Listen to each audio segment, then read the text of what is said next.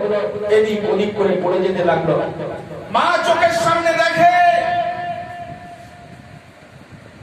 হাম্বলী রহমাতুল্লাহ আলাইহি ঝরঝর করে কাঁদেন। ওনার আম্মা জান বললেন, হাম্বলী, তোমার জানের চেয়ে তো কিন্তু তোমার মায়ের দাম বেশি নয়, তোমার জানের চেয়ে তো কিন্তু কোরআনের দাম বেশি, তোমার জানের চেয়ে তো কিন্তু হাদিসের দাম বেশি। আমি তোমার মা, আমি তোমাকে বলছি, যদি আমার চোখের সামনে হাম্বলী তোমার মওত যদি হয়ে যায়, তুমি তোমার ওই ফতোয়া থেকে আল্লাহ রাসূলের বিরুদ্ধে যে কার্যকলাপ করছে, এই আল্লাহ রাসূলের বিরুদ্ধে কার্যকলাপের যে ফতোয়া তুমি দিয়েছো, ও দেখেন পিছপায় শোনা, যদি তুমি আমার সামনে এখনই মারা যাও, আমি মা হয়ে কথা দিচ্ছি, আমি নিজে দাঁড়িয়ে থেকে কাঁদবো না, তোমার জানাজার সমস্ত কিছু ব্যবস্থা করে আমি এখান থেকে চলে যাবো। সুবহানাল্লাহ। হাম্বলী রহমাতুল্লাহ আলাইহি মায়ের দুটো পা জড়িয়ে ধরেছে, জড়িয়ে ধরে বললেন, মা, তুমি আমার সাহস, তুমি আমার ভরসা, তোমার দোয়া আছে বলেই আজ এখনো আমি এইভাবে বেঁচে আছি। যেভাবে আমাকে অত্যাচার করা হয়েছে, যেভাবে আমাকে অনাচার, অবিচার, উৎপীড়ন, উচ্ছৃঙ্খলা দেখানো হয়েছে, যেভাবে আমাকে না খেতে দিয়ে মাগো কারাগারের মধ্যে এইভাবে আমাকে রাতের পর রাত, দিনের পর দিন যেভাবে নির্মম প্রহার করা হয়েছে, কবেই আমার মওত হয়ে যেত। আপনার দোয়া আছে বলেই, আল্লাহর করম আছে বলেই এখনো আমি বেঁচে আছি। বলুন সুবহানাল্লাহ। মা দুটো হাত দিয়ে বললেন, আল্লাহ, আমার আহমেদ ইবনে হাম্বল রাহমাতুল্লাহ আলাইহি যেভাবে তোর কোরআনকে ভালোবাসে, যেভাবে তোর হাদিসকে ভালোবাসে, যেভাবে তোর রাসূলকে ভালোবাসে, আল্লাহ এর হাজার গুণ ভালোবাসা দিয়ে আমার হাম্বলীকে তোর রহমাতুল্লাহ সারিয়ে দে। বলুন সুবহানাল্লাহ। সুবহানাল্লাহ। আল্লাহ পাক যেন সেই ওনার মায়ের দোয়াটা আল্লাহ কবুল করে নিয়েছিলেন। সুবহানাল্লাহ। বুঝতেই পারছেন যে ইমাম হাম্বলী রহমাতুল্লাহ কত বড় আল্লাহর একজন রাসূলের আশিক। মাথা কিন্তু নত করেনি, শত্রুর কাছে মাথা নত করেনি, জীবনের জন্য ভিক্ষা চায়নি, বরং জীবনটাকে সে দিতে চেয়েছিল আল্লাহর জন্য, আল্লাহর রাসূলের জন্য। বলেন সুবহানাল্লাহ। হযরত হাম্বলী রাহমাতুল্লাহ এমন একজন আল্লাহওয়ালা বুজারগানে দিন, এমন একজন ইমাম, সারা বিশ্বের যত ওলি আউলিয়া গওস কুতুব আছে, যে কোনো না যে কোনো মাযহাবের মধ্যে তাকে থাকতে হয়। যেমন পিরানে বিদ্যাস্তগীর আব্দুল কাদের জিলানী, ইনি হলেন আহমেদ ইবনে হাম্বল রাহমাতুল্লাহ আলাইহি, অর্থাৎ হাম্বলী মাযহাবের এই মাযহাবকে মানতেন। হিন্দের ওলি আদে রাসূল খাজা মাইনুদ্দিন চিশতি রাহমাতুল্লাহ আলাইহি যিনি শুয়ে আছেন, এই হাম্বলী মাযহাবের। বুঝতে পারছেন? হানাফি মাযহাবের লোক এশিয়া মহাদেশের মধ্যে ভারতবর্ষ, বাংলাদেশ, পাকিস্তান, আফগানিস্তান এবং কিছু বাইরে আমাদের ইমাম আবু হানিফা রাহমাতুল্লাহ মাযহাবের বেশি, কিন্তু হাম্বলী মাযহাবের লোক বাইরের দেশের লোক বেশি। এখানেও আছে হাম্বলী মাযহাব, যেমন মুর্শিদাবাদ, তুলসীদাবাদ, কুচবিহার, পশ্চিম দিনাজপুর, কি এদিকেও বেশ আছে। তো হাম্বলী মাযহাবে হযরতে আহমেদ ইবনে হাম্বল রাহমাতুল্লাহ আলাইহি এমন একজন ইমাম, আল্লাহর রাসূলের দরবারে গেছেন। মদিনা শরীফে যেমন তুলসীবাড়িয়া কতখানি এরিয়া, এটাও তুলসীবাড়িয়া, বাস স্ট্যান্ডও তুলসীবাড়িয়া, বাজারটাও তুলসীবাড়িয়া। তুলসীবাড়িয়া একটা গ্রামের সীমা রেখা আছে, তাই তো নাকি? তো মদিনারও একটা সীমা রেখা আছে। যারা আমরা হজে যখন আমি গেছি, হজেতে মানে মদিনার যে বর্ডার যখন ঢুকছে, তখন সঙ্গে সঙ্গে অ্যালাউন্স হচ্ছে যে আমরা মদিনার বর্ডারে, মদিনার মধ্যে ঢুকছি। বুঝতে পেরেছি? যাই হোক, তো একটা এরিয়া আছে। তা হযরতে আহমেদ ইবনে হাম্বল রাহমাতুল্লাহ আলাইহি যতদিন মদিনা শরীফের মধ্যে ছিলেন, ততদিন সরকার জুতো পায়ে দেয়। সুবহানাল্লাহ, সুবহানাল্লাহ। যতদিন ছিলেন পেশাব পায়খানা মদিনার এরিয়ার মধ্যে কোনদিন করেননি। যতদিন ছিলেন ততদিন দাঁড়িয়ে দাঁড়িয়ে সরকারের দিকে চেয়ে চেয়ে চেনা জিয়ারত করেছেন। বলুন সুবহানাল্লাহ। বুঝতে পেরেছেন?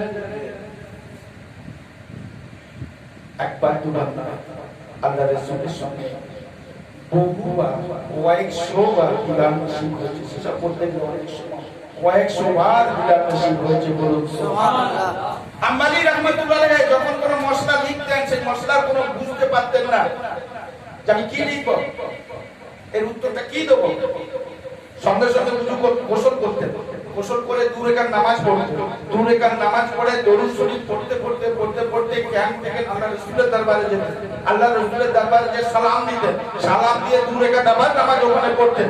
আবার 2 রাকাত নামাজ পড়ে দুটো হাত তুলে কাঁদতেন, ইয়া রাসূলুল্লাহ, ইয়া হাবিবাল্লাহ, এই মশলাটা কি হবে আপনি বলে দেন। যদি আমি ভুল লিখে ফেলি, সারা বিশ্বের মানুষ সেই ভুলই আমল করবে।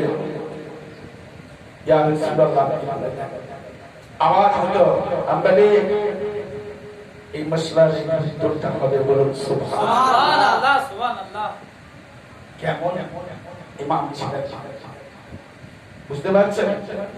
ইমাম হাম্বলি রাহমাতুল্লাহ আলাইহি এত বড় আল্লাহ ওয়ালা বুঝার জ্ঞানী দিন। আর আমরা আমাদের যে মা বাবা, তাদের দোয়া নেওয়া তো দূরের কথা, ঘর থেকে বের করে দেবারই খাবে না। ভুল কথা। এমন একটা আমরা এখানে যারা আছি, এমন একজন মানুষ নেই যে বুকে হাত দিয়ে বলবে যে আমার মা বাবার সঙ্গে এমন একটা সৎ ব্যবহার করেছি যা কোরআন হাদিসের বিপক্ষে যায়। সে সাহসিকতা আমাদের নেই। কম বেশি আমরা সকলেই দোষী। তাই এর জন্য আমাদের কি দরকার? এর জন্য একটা জিনিসই দরকার, সেটা হলো এই নতজানু হয়ে মহান আল্লাহ পাকের দরবারে ক্ষমা ভিক্ষা করা, তওবা করা, আস্তাগফিরুল্লাহ রাব্বি মিন কুল্লি যামবি ওয়া তুবু ইলাইহি লা হাওলা ওয়া লা কুওয়াতা ইল্লা বিল্লাহিল আলিয়্যিল আযীম। আয় আল্লাহ, আমার জানায় অজানায় যা অন্যায় করেছি, অপরাধ করেছি, আল্লাহ তুই মাফ করে দে। তুই রহিম, তুই করিম, তোর দয়ার অন্ত নেই। আয় আল্লাহ, তোর রহমতের কোলে আমাকে আশ্রয় দিয়ে দে। আয় আল্লাহ, আমি তো না, প্রতিটা কদম চলতে চলতে আমি হয়তো পড়ে যাব। যেভাবে বাচ্চা পড়ে যায়, তার বাবা মা বারবার হাত ধরে তাকে তুলে। বাচ্চা পড়ে যাওয়াই হচ্ছে তার কাজ, আর বাবা মায়ের কাজ হচ্ছে কি? হাত ধরে তোলা। তাই মাওলা, আমি গুনাহগার, আমি বদকার, আমি শিয়াকার, খাকসা, নাদান, নাদাকার। আয় আল্লাহ, আমার অপরাধকে ক্ষমা করে দাও। আমি তো ভুল করবই, এটাই তো আমার স্বভাব। আমার ভুল হয়ে গেছে, অন্যায় হয়ে গেছে, অপরাধ হয়ে গেছে। আল্লাহ, তুমি আমাকে মাফ করে দাও। আল্লাহ বলছে, তুই বারবার পড়ে যাবি, আমি বারবার তোকে তুলে দেবো। তুই বারবার অন্যায় করবি, আমি তোকে অপরাধ ক্ষমা করে দেবো। শুধু একটাই কথা, সেটা হলো এই, আমার কাছে বলুন সুবহানাল্লাহ। অর্থাৎ আত্মসমর্পণকারীকে আল্লাহ পাক রব্বুল আলামিন ক্ষমা করে থাকেন, নচেৎ কাউকে ক্ষমা করেন না। আত্মসমর্পণকারী হলো ইসলাম। ইসলামের আরেক মানে হচ্ছে আত্মসমর্পণকারী। আচ্ছা, আপনারা এখানে যারা আছেন, আপনারা কেউ নবীর জামানা তো চলে গেছে, সাহাবাদের জামানা চলে গেছে, ওলি আল্লাহদের জামানা চলছে, এবং কিয়ামত পর্যন্ত ওলি আল্লাহদের জামানা থাকবে। কথা সত্যি না মিথ্যে? আপনারা কি চান আল্লাহ ওয়ালা হতে? আপনারা কি চান বুঝার জ্ঞানে দিন হতে? চান কি? হ্যাঁ কি না বলুন না। ভালো হতে চান না খারাপ হতে চান? বলুন, আল্লাহ ওয়ালা হতে চান কি চাননি? যদি চান, একটা সহজ রাস্তা, একটা আমলে কি আল্লাহ হয়তো কামিয়াব করে দিতে পারে। বলুন সুবহানাল্লাহ। হযরত আহমদ ইবনে হাম্বল রাহমাতুল্লাহ আলাইহি দ্বীনের প্রচার করার জন্য বহু দূর চলে বহু দূর চলে এই কথা ছোট্ট করে বলছি বাবা, সময় শেষ হয়েছে। বহু দূর চলে গেলেন, যে একটা মসজিদের মধ্যে নামাজ পড়লেন। নামাজ পড়ার পর এমন সময় রাত, তখনকার যুগে তো গাড়ি ঘোড়া ছিল, সরকার একদিকে বসে আছে, মসজিদের মুয়াল্লিম বললেন, খাদেম বললেন, হুজুর আপনাকে তো আমি চিনি না, আপনি এখানে বসে আছেন কেন? এসব নামাজ তো হয়ে গেছে, আপনি এবার চলে যান।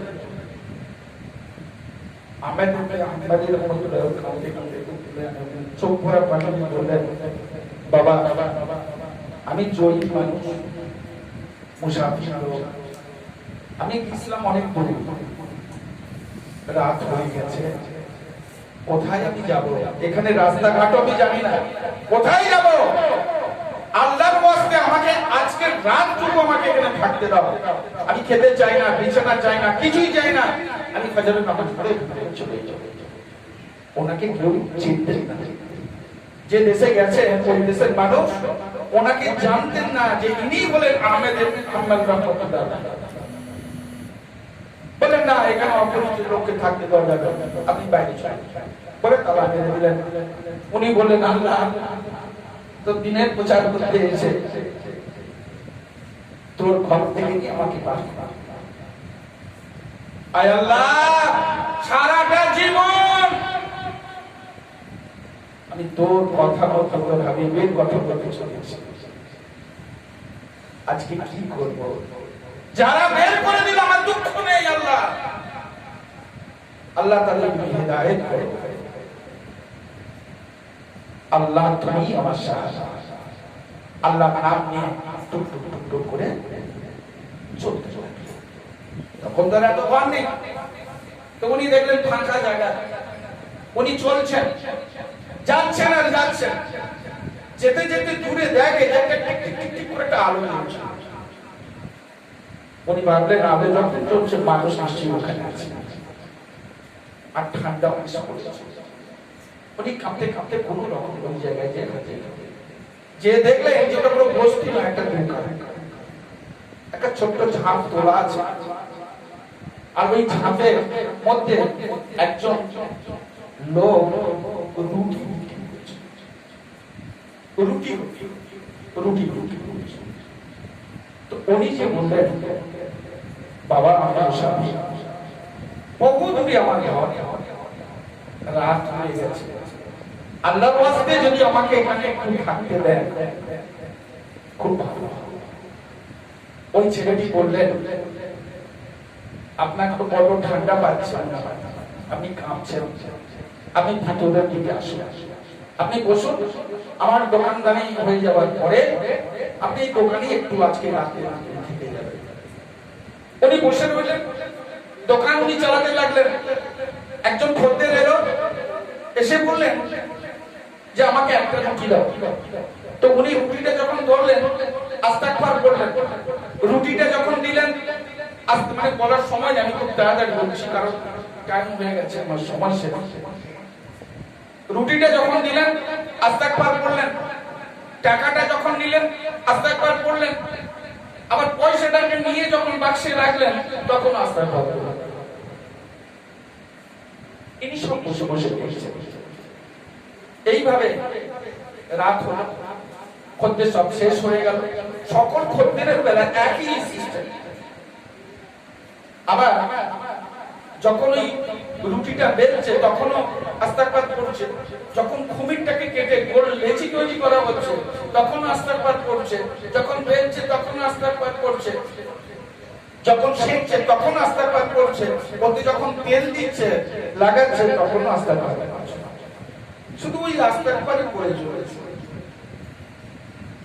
আহমেদ ইবনে হাম্বল দেখেন আর ভাবেন, আল্লাহ এই সব কাজকে এমন করে আস্তাগফার করে কেন? তারপরে দোকান বন্ধ হয়ে গেল।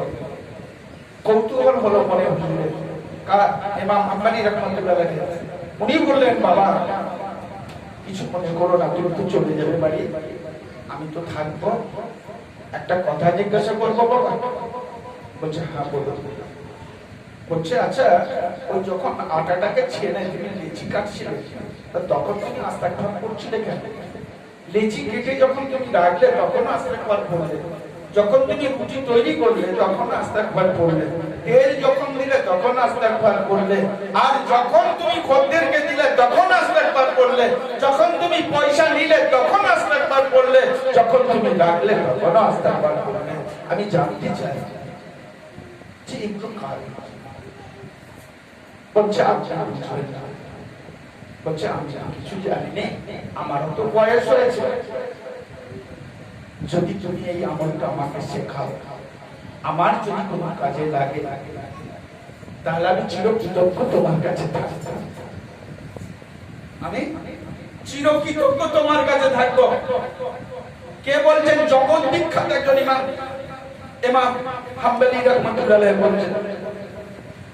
সেটি বললেন, চাচা যান শুনবেন, আমি যখন এই কুমিরটা করলাম, লেচিটা যখন কাটছি, আপনি লক্ষ্য করেছেন প্রত্যেক রুটি আমি একই পয়সা করছি, কারোর কাছে কম বেশি আমি নিই, কিন্তু লেচি যখন কাটছি তখন আমার মনে একটা আওয়াজ আসছে যে প্রথম যে লেচিটা কাটলাম, দ্বিতীয় যে লেচিটা আমি নিয়ে করলাম, 1 গ্রাম আটা কম বেশি হয়ে যায়নি তো?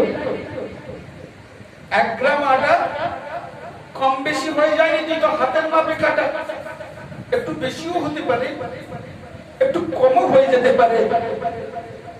যদি হয়ে যায়, পয়সা তো সকলেই সমান দিচ্ছে, তাহলে আমি আল্লাহর কাছে দোষী হয়ে যাব। আমি তখন ওই আল্লাহর কাছে কাঁদি আর বলি, আল্লাহ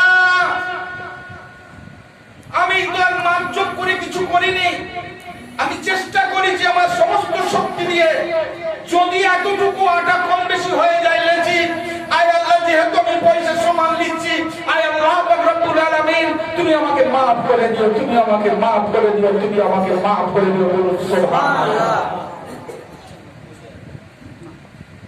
যখন এই রুটিটাকে আমি ছিঁড়ছি, আমি একটু তেল যখন তাতে 2 ফোঁটা বেশিও পড়ে যাচ্ছে, তাতে একটু কমও পড়ে যাচ্ছে, কিন্তু পয়সাটা আমি সমান নিচ্ছি।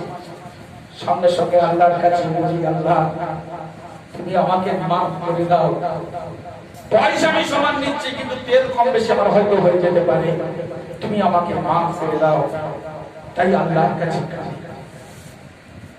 এই প্রতিটা যখন এই যুক্তিগুলো পর পর দিয়ে গেলেন, সময় নেই বলার, তখন হযরতে আহমেদ ইবনে হাম্বল রাহমাতুল্লাহ আলাইহি ঝরঝর করে কাঁদছেন, কেঁদে বলছেন, বাবা তুমি এই আমলটা করে তুমি কি লাভ পেয়েছো?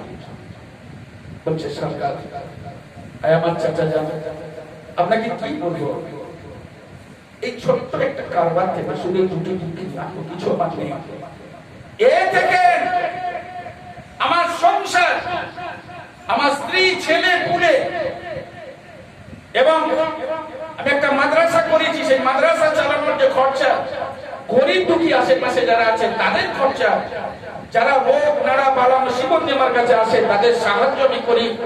এই ছোট্ট দোকান থেকে আমি দিতে থাকি, আল্লাহ ভরতে থাকে, বলুন সুবহানাল্লাহ।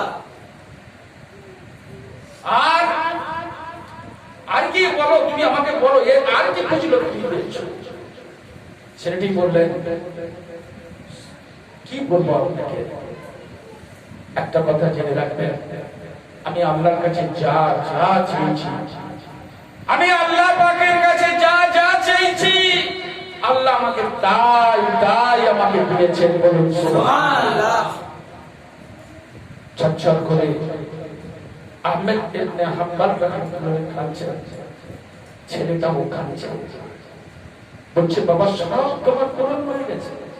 বলছে, চাচা যান সব পূরণ হয়ে গেছে, কিন্তু আল্লাহ রব্বুল আলামিন একটা আশা এখন আমার পূরণ করে, একটা আশা এখনো আমার পূরণ করেনি, জানি না ও আশাটা পূরণ করবে কি। বলছে, সেই আশাটা আমাকে তুমি বলবে? বলছে, চাচা যান আজ ফজরের নামাজ পড়ে দুরূদ দিয়ে নামাজ পড়েছি, আল্লাহ পাকের দরবারে দুটো হাত তুলে বলেছি, আল্লাহ দেশ বিদেশে সারা পৃথিবীতে ইমাম আহমদ ইবনে হাম্বল রাহমাতুল্লাহ আলাইহির নাম শুনেছি, জগৎ বিখ্যাত একজন ইমাম, যাকে দেখার জন্য সারা বিশ্ব পাগল। এত বড় আল্লাহওয়ালা বুঝার জ্ঞানে দিন, আয় আল্লাহ আমার মরণের আগে পর্যন্ত যেন একবার হাম্বলি রাহমাতুল্লাহ আলাইহির সুন্নাত বিধান নিশ্চিত করে দিন। আজও সকালে আমি দোয়া চেয়েছি, রোজই দোয়া চাই। এখন আমার সঙ্গে আহমদ ইবনে হাম্বল রাহমাতুল্লাহ আলাইহির সঙ্গে বিদাত হলো না। এমন একজন ইমাম, আপনি জানেন না চাচা যান, সারা রাত শক্তি একদিকে আর হাম্বলি রাহমাতুল্লাহ আলাইহি একদিকে। কোরআনের এবং আল্লাহ রাসূলের অবমাননার বিরুদ্ধে একদিকে একলা দাঁড়িয়ে সমস্ত রাত শক্তির বিরুদ্ধে লড়াই করেছে, জীবনকে বাজি রেখে।